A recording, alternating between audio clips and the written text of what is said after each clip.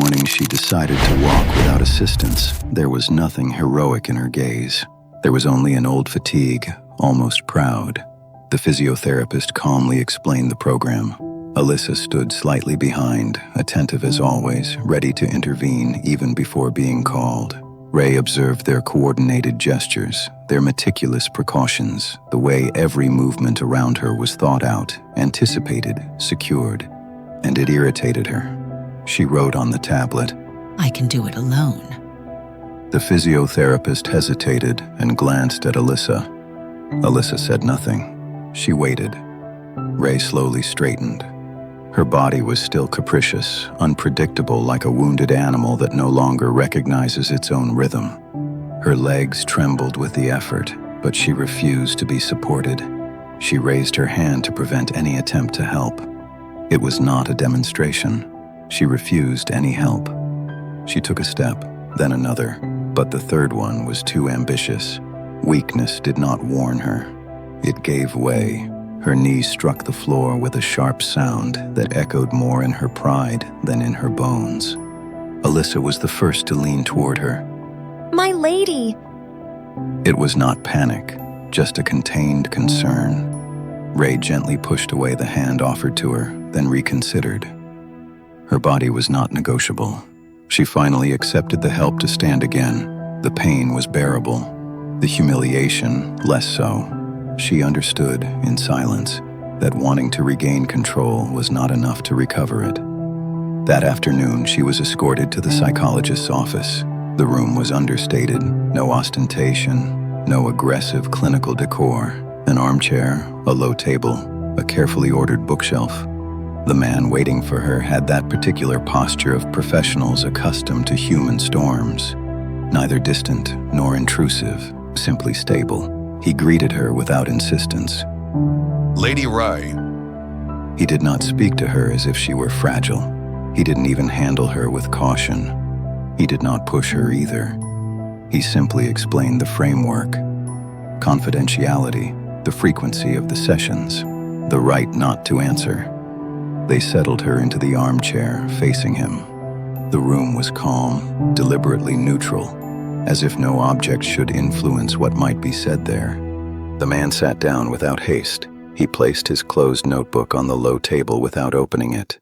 "You do not have to speak today," he said simply. He didn't say it as a routine. It was permission.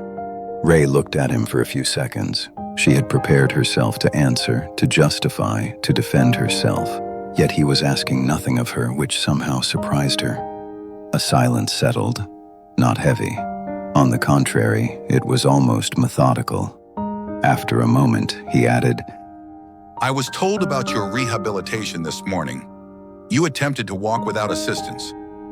It was not a reprimand. Ray took the tablet. "I do not want to depend." He read without reacting immediately. "You seem to want to go faster than your body." She did not answer. Her fingers hovered above the screen as if another sentence hesitated to emerge. He observed her, then continued in a steady voice. "Your hospitalization follows a voluntary act that placed your life in danger." He was not looking at her with curiosity. He was observing. Ray felt something tighten inside her. No surprise, no indignation, but a dull tension. He added after a measured silence. "Some people use the word suicide. I prefer to know whether that word feels accurate to you." The word remained in the air. Ray did not look away, but her breathing changed. She took the tablet. Her fingers were still trembling slightly from the fall that morning. She wrote, "I wanted to stop." He read, then raised his eyes. "Stop what?" The question was not accusatory. It was precise. Ray stared at the empty screen for a few seconds. The answers rushed through her mind without ever fully forming. Stop the voice, the absence, the guilt. Stop the longing, the waiting, the memory of him. But she wrote none of it. She placed the tablet on her knees. The silence that followed was not empty. It was dense, almost physical.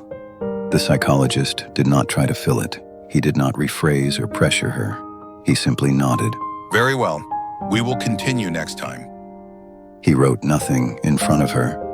He didn't go straight into conclusions, and that restraint unsettled her more than the question itself, because he had neither judged her, nor contradicted her, nor comforted her. He had allowed the word to exist, and now it existed within her as well. At the end of the day, she returned to the common lounge. Madame Leclerc was seated near the window, a plaid carefully draped over her shoulders. Her gaze, sharp despite her convalescence, immediately settled on Ray's still uncertain walk. Were you trying to impress someone? She asked, with almost gentle irony. Ray looked up at her, then shook her head. Or perhaps yourself? Madame Leclerc added. Ray took the tablet. He is not here. Madame Leclerc gave a smile that did not conceal a certain bitterness. They never are. She was speaking about herself, not about Ray, but the sentence remained suspended between them. Ray felt the weight of the misunderstanding. She was perceived as the wealthy wife, maintained, compensated by comfort. It was not entirely false, but it was not the truth either. She was not here because a man had grown tired of her. She was here because she had wanted to disappear. Later, in her room, the evening light softened the outlines of the furniture. Ray observed the space around her, the thick blankets, the flowers replaced every morning, the impeccable care. Everything was organized, funded, and decided. She slowly wrote on the tablet. If I wanted to leave the clinic, who decides? Alyssa, who was adjusting a cushion behind her back, paused. She did not lie. The doctor must approve your discharge, my lady, and sir must be informed. The word remained there. Sir? Ray lowered her eyes. She did not answer. It was not a declaration of escape. She was measuring. An invisible line had just been drawn. She now understood that her recovery was being monitored, structured, secured. She was not a prisoner, but she was not entirely free either. And within that nuance lay the entire tension of her convalescence. That night, she did not dream, which worried her more than nightmares. For years, her mind had never truly been silent. Who? Her memories, the voices, and the reproaches. But tonight, nothing. An almost artificial calm, as if something were observing in silence. Ray opened her eyes in the darkness.